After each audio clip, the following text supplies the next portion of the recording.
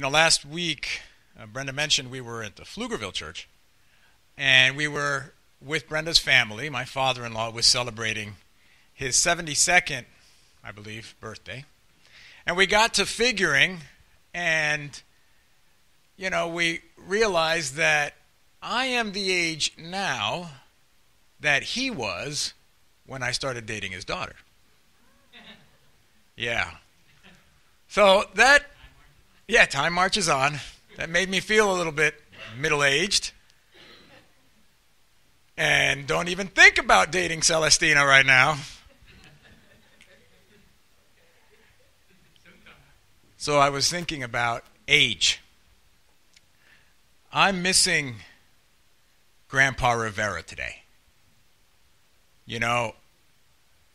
If he were here, he'd be sitting right about there. Right by Karen, right next to Grandma. Grandma's been sick this week. She's got pneumonia, and they've taken her in today to get some IV and maybe dry her out some. But, Grandpa, if he were here, he'd be sitting there, but he's advanced in years. And he's in declining health, isn't he? So I spent some time with him this week, and I invited him to come this morning, but his church days are likely behind him. But I do wish he were here today, because the subject of today's sermon reminds me of him. We're going to talk this morning about an old man. He's about the oldest person around, and not by a little bit. He was at least 20 years older than nearly everyone around him. He was more mature by a generation than all those who surrounded him. That'd be like me standing up here and everyone in church is John, and Xavier. Right? That was his experience. No other adults nearly. No other senior citizens, and certainly no one older that he could turn to for wisdom or just experience. And at the ripe old age of 85, this old man could be forgiven for slowing down a little bit. And saying, no one would have denied him if he'd said, I worked hard. I've done my piece. I'm going to set a spell. I'm tired. I've been doing this a long time. I'm tired. You can have your turn now. You can serve me for a while. But he doesn't say that. Because this is no ordinary man. He may be 85, but he is still Caleb. The Kenizzite. And since we were children in Sabbath school, we've heard the story of Joshua and Caleb. And we thrilled at that story. 12 spies surveilling Canaan, sneaking through the countryside, evaluating the fields, sampling grapes, checking out the water supply, looking upon the fortifications, estimating enemy manpower. What's not to get into about that? And we know that upon their return to the camp, 10 of the spies reported, no way. They're too strong for us. Yeah, it's a great land, and milk, and honey, and grape, all that. And it's abundant in all we require, but we'll be crushed. We'll be routed by their forces. We can't win that land. But we know that there were two spies. Two spies, Joshua and Caleb, two alone that said, hey, wait a minute. The land is ours. It's our inheritance, and the God of our fathers has made it so. If God be with us, who can be against us? We can defeat these enemies and lay claim to the promise and inhabit our possession through the power of the Almighty. Is it any wonder that Joshua and Caleb are such popular names for boys? I mean, how many Joshuas do you know? All right? Joshua's like been in the top 20 since the 70s. Caleb's been in the top 50 since the mid-90s. I checked out Marcelino, ranked 993. Celestina, I'm sorry, baby, you didn't even show up. So we know the story of Joshua and Caleb. We admire their courage in adversity, their steadfastness in the face of ridicule. And we know that the Lord punished the Israelites those 40 years of wandering. And we know that due to their unbelief, all those 20 years and older that had come out of Egypt died in the wilderness. But that God looked favorably upon Joshua and Caleb. Joshua, we know. He becomes Moses' assistant, a key leader of God's people, and, in many ways, a type of the Yehoshua to come. Right? But do we know the rest of the story of Caleb? I'd like to pick up this morning in Joshua chapter 13. Joshua chapter 13, verse 1 says, when Joshua was old and well advanced in years, the Lord said to him, you are growing old. In fact, it says, you are very old, and there are still very large areas of land to be taken over. And when God himself says you're old, you're old. It must be so. We don't know how much younger or older Joshua is than Caleb. It's not known to us. But if they're roughly the same age, then Caleb is old. And there are many who believe Caleb to be up to 20 years older than Joshua.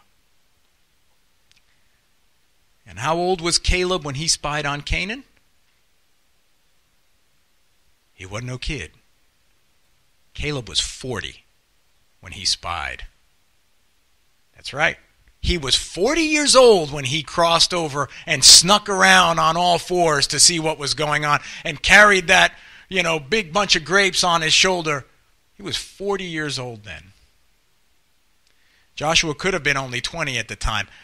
God would say now, Caleb, you're old.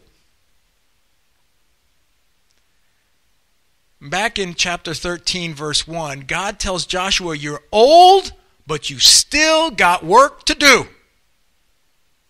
And he gives him the job of dividing the land amongst the tribes according to all the Lord had shown Moses. And this work continues all the way through chapter 22. Reubenites over there, Simeon down here, Asher up north, etc., etc. But there is this parenthesis in the midst of all of this. It's in chapter 14. Follow me to verse 6 of chapter 14.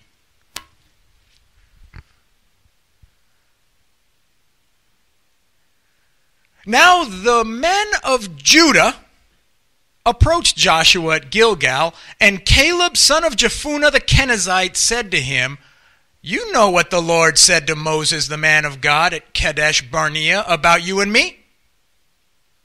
I was 40 years old when Moses, the servant of the Lord, sent me from Kadesh Barnea to explore the land.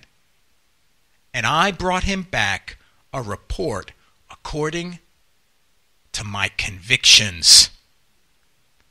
But my brothers who went up with me made the hearts of the people melt with fear. I, however, followed the Lord my God wholeheartedly. So here we have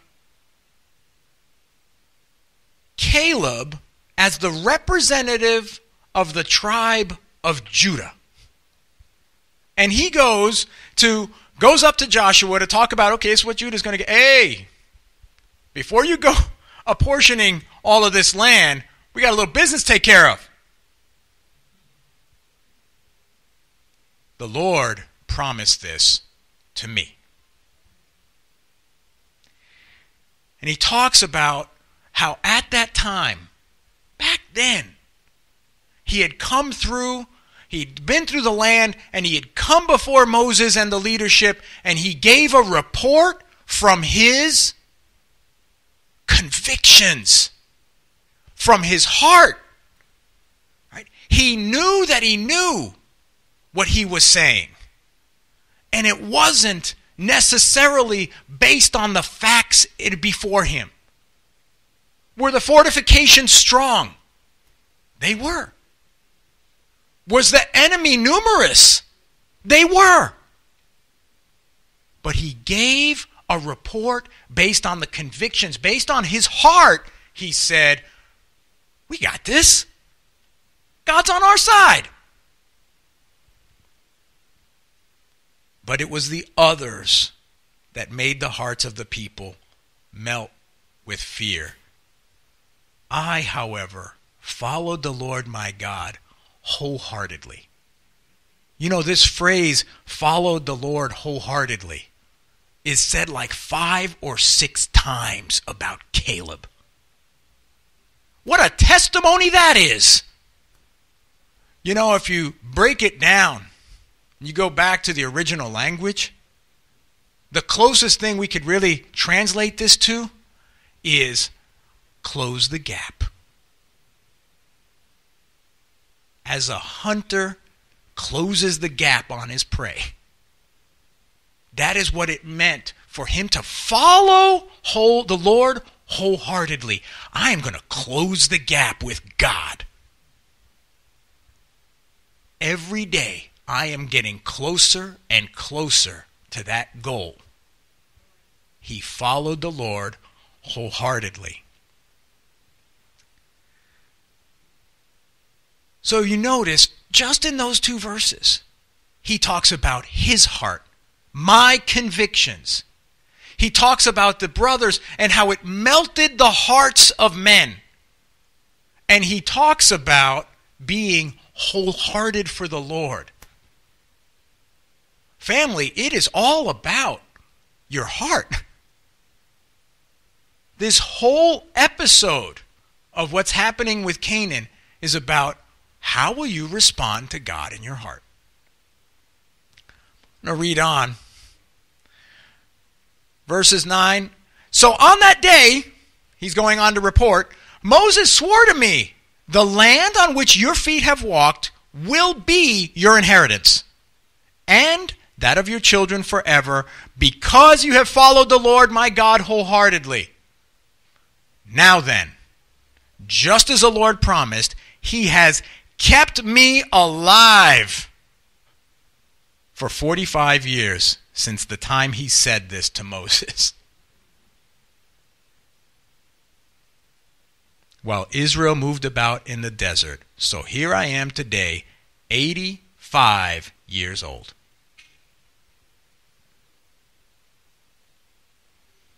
Caleb knows what's his. Right? He does. He said, that is mine. He knows that the promise is true, that what God had said decades back still holds. That which was once a promise will soon be a possession. Ooh, don't lose that. And that God himself has kept Caleb alive to see it. Isn't that what he said? He said, I am just as the Lord promised, he has kept me alive for 45 years since the time he said this to Moses. 45 years. What'd Caleb do for 45 years in the wilderness? Knowing what he knows. I mean, you've had the experience of having a family road trip. You know the destination, right? What's happening in the back seat all the time? Are we there yet? Caleb could legitimately say for 45 years, my goodness, are we there yet? Because that's mine. I don't think he did that. I think that Caleb for 40 years did two things. First, he watched the signs. Caleb knew the time in which he lived. They knew the promise, and that had to be a hard thing to see. People are dying. They're burying people every day. All of the people that of his generation dying off one at a time. I would have hated to be that one last guy. You know? The rest of the nation, those that were 20 years and younger, those that were born in the wilderness going, that's the one. He goes, we're out of here. Right? Caleb knew the signs. So he was watching for them the entire time they were in the midst, in the wilderness. Is it any different for us? No. Do we have a destination? Do we know where it is? Do we know when it is? Can we stand here today and say over and over again, are we there yet? Instead, watch the signs. That's the first thing he did. And then the other is he told a story. That's what we're called to do. He was an encouragement to all that would hear him. He would tell him, don't get down on this. I know it's tough, Brenda, but you know, we're going to get there. We're going to get there. You were born in this wilderness. This is all you know. Let me tell you what it's like on the other side. He was an encouragement to them. He would tell them, it is a goodly land.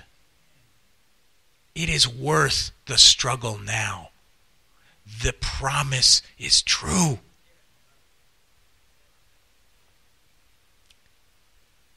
You don't think at some point in 4 decades of telling the same story, at some point he didn't say, maybe nobody wants to hear this anymore. I've said this so many times. I bet that happened. It's human. You know, Elizabeth Elliot, Through the Gates of Splendor, right? The wife of Jim Elliot, the missionary to Ecuador, and he and his friends were killed.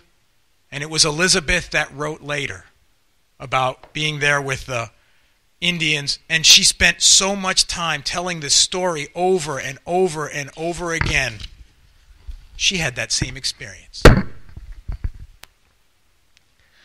Although the pathway of my life has taken many unimagined turns since I wrote this book, I have not been allowed to forget the story. I would not have wanted to forget it, but there have been times when I have wondered if others might.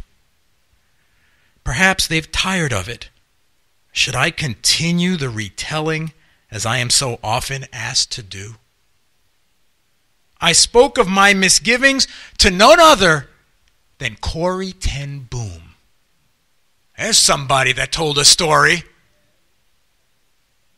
Who, as an old lady, traveled the world to tell her own story over and over again.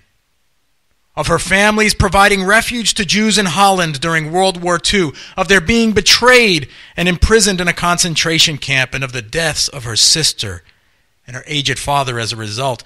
Sometimes, she told me, I've said, Lord, I must have something fresh.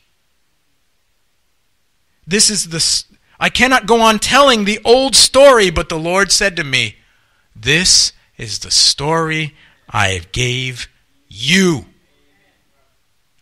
You tell that one. So Corey encouraged me to go on telling mine. Family, Caleb told his story.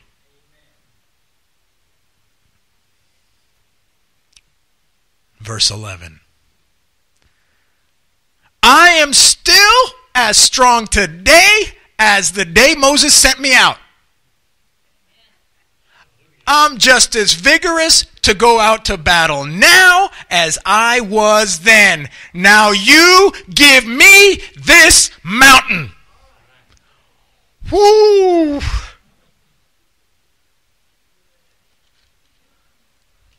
That the Lord promised me that day. It was promised to him by God. I am going up to the mountain of the Lord. What a statement of faith. He knew that it had been promised him by none less than the Almighty. The second half said, I'm willing to fight for it. I meant it back then that I said we could take these guys, and I mean it now. Doesn't matter to me that there are giants in the land, that the Anakites strike fear and cause hearts to melt, but the Lord God helping me, I will drive them out just as he said. For Caleb, this is done already. God has spoken it, so it is so. Faith is not hope. It's expectancy. A pregnant woman is not faithful or hopeful. She is expecting. It's going to happen. It is done. Faith is not optimism. Faith is not looking on the bright side.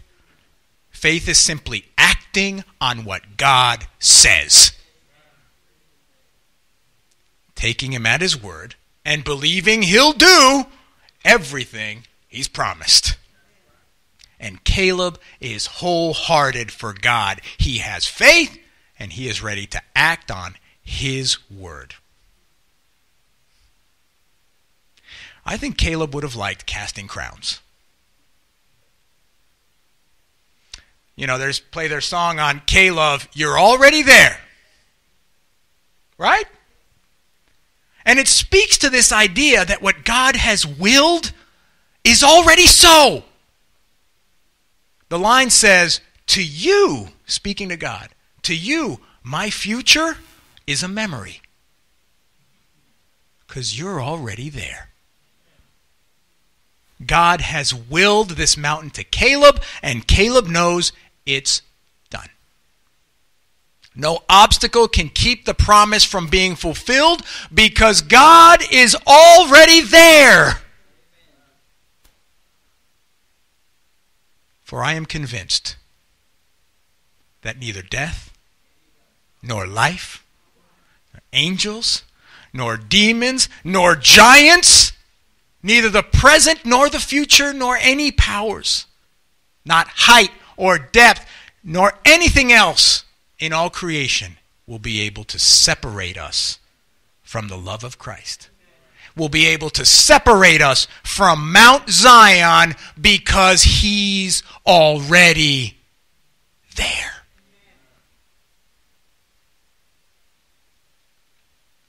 Verse 13. Then Joshua blessed Caleb, son of Jephunneh, and gave him Hebron as his inheritance. And then jump to chapter 15, verse 13. In accordance with the Lord's command to him, Joshua gave to Caleb, son of Jephunneh, a portion in Judah, Kiriath Arba, land of the Anak, the giants. That is Hebron. From Hebron, Caleb drove out 3 Anakites, Sheshai, Ahiman, and Talmai, descendants of Anak. Can you just picture Joshua here? Caleb comes up, says, okay, last guy's done. Put him in the ground. That's mine. I got to believe Joshua smiled, said, you go, Caleb. Woo, Anak doesn't have any idea what's about to happen to them. Right? Caleb, at 85 years young, drives out the sons of Anak. He chases them all the way out. Out of the city, out of the surrounding foothills, all the way out. You don't find a giant till Gath. But back up to chapter 14, in verse 14.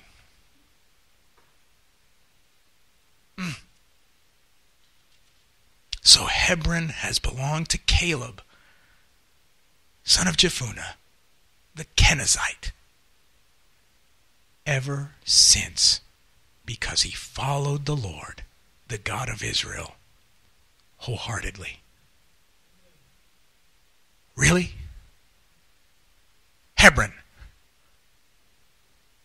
I am astonished that Caleb would lay claim to this city. You see, Hebron's not just any city. Hebron is the city, none less, of the patriarch of the patriarchs. Hebron's Abraham's city. The cave of Machpelah is in Hebron. Sarah is buried there. Abraham is buried there. Isaac is buried there.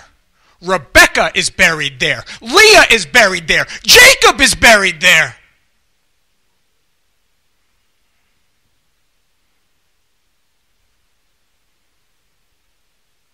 Caleb is identifying himself with the patriarchs. He's saying, I am of Abraham. But it's more than Caleb is reaching back. It's more. He's reaching back past Jacob, past Israel, past Isaac, past Abraham, to Jehovah himself, to the God that told Abram, leave your country, leave your people, and go to the land I will show you.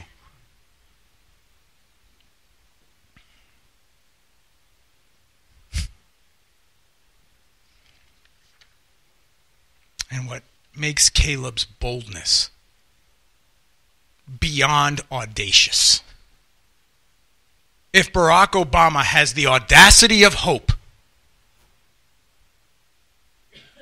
Caleb has the audacity of faith. What makes this beyond audacious, too astonishing, is that Caleb isn't even an Israelite. How many times have we read this and just ran right by Caleb the Kenizzite?